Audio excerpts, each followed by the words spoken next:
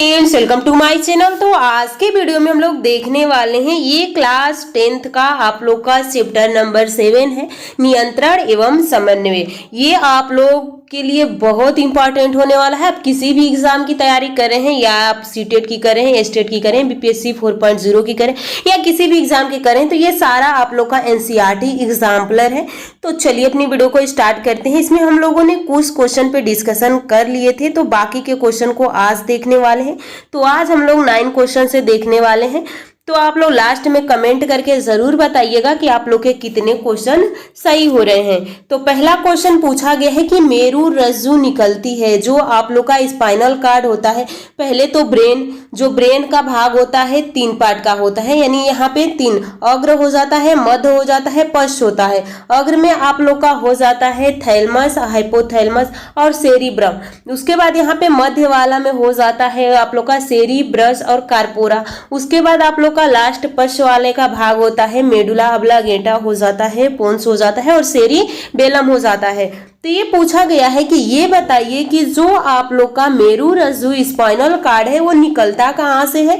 तो इस तरह से, जैसे कि आप लोग का ये खोपड़ी है, यहाँ पे पीछे आप लोग का मेडुला पाया जाता है और यहीं से आप लोग का स्पाइनल कार्ड निकला होता है। तो सही ऑप्शन आपका मेडुला हो जाएगा।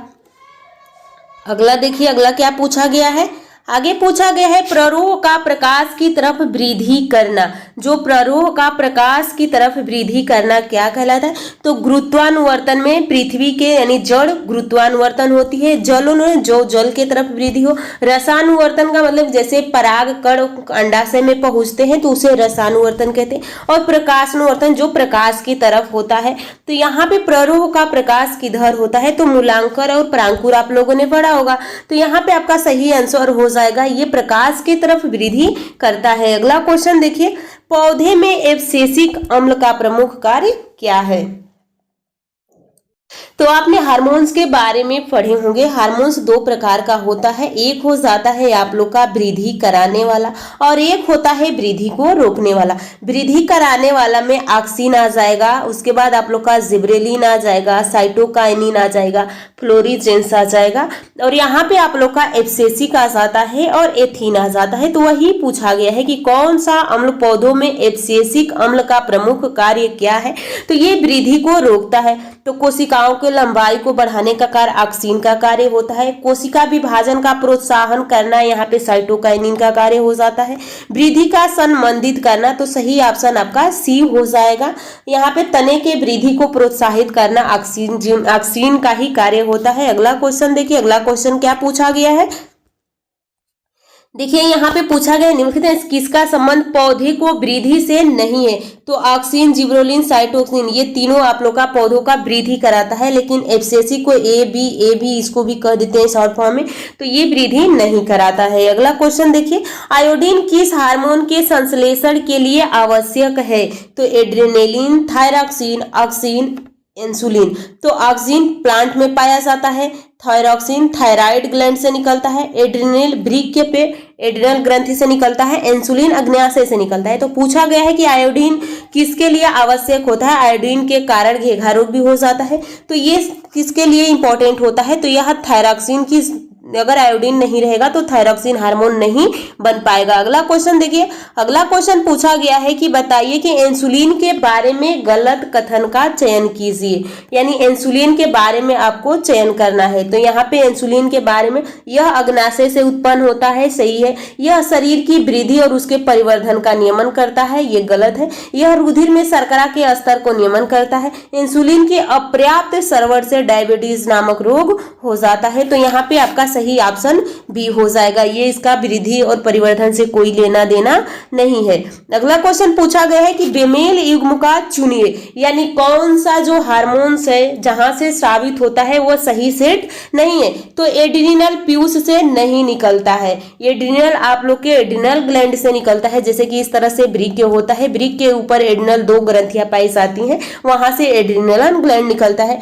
टेस्टोस्टेरोन वृषण से निकलता है जो मेल हार्मोन होता है। एस्ट्रोजन अंडाशय से निकलता है जो फीमेल हार्मोन्स होता है।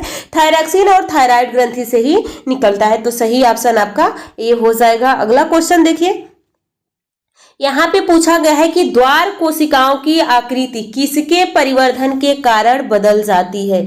यहाँ पे पूछा गया है कि बताइए जो आप लोग का यहाँ पे द्वार कोशिकाएं होती हैं, आप लोग रंध्र होते हैं, किसके कारण परिवर्धन के कारण बदलते। कोशिकाओं में प्रोटीन संगठन, कोशिकाओं में तापमान का, कोशिकाओं में जल की मात्रा पर, कोशिकाओं में केंद्र की स्थिति पे, ऐसा नहीं है। जैसे रंध्र होता है तो रंध्र का फिगर आप लोगों ने देखे जरूरी होंगे, इस तरह से होता है। जब यहाँ बीच में आके पानी भर जाएगा तो ये खुल जाती है, जब ये पानी बाहर निकल जाता है तो ये पिचक जाती है। अगला क्वेश्चन देखिए, अगला क्वेश्चन क्या पूछा गया है।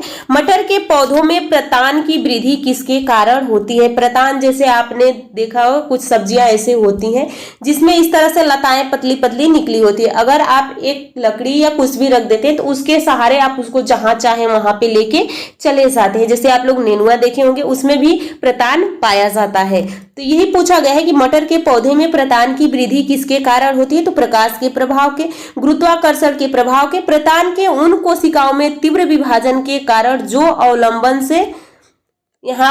से दूर होती हैं। तो सही ऑप्शन आपका सी ही हो जाएगा। प्रतान के उन कोशिकाओं में तीव्र विभाजन के कारण जो अवलंबन के संपर्क में होती है। जैसे यहाँ पे अवलंबन का मतलब यहाँ पे आपने कोई लकड़ी रख दिया, यहाँ तक ये गया है तो ये तेजी से इसको पकड़ने की कोशिश करता है और इसको पकड़ के आप जहां चाहे तहां इसको ले जाया जा सकता है। अगला क्वेश्चन देखिए, पराग नली को अंडाणु की तरफ वृद्धि किसके कारण होती है। जैसे यहाँ पे आप देखे होंगे कि एक तरह से इस तरह से फूल होता है, यहाँ से निकला होता है, यहाँ पे पुंकेसर, ये पुंकेसर है, ये पराग कोश है। पराग कण से कण निकल के आके यहाँ पे चिपक जाता है। अब ये कण आके यहाँ पे अंडाशय में आएगा। तो पूछ रहा है कि ये जो आ रहा है इस क्रिया को क्या कहते हैं। तो ये केमिकल होता है, रसायनुवर्तन के कारण ऐसा होता है। अगला क्वेश्चन देखिए, अगला क्वेश्चन क्या पूछा गया है। अगला क्वेश्चन पूछा गया है कि सूर्य के मार्ग के अनुसार सूरज की गति किसके कारण होती है।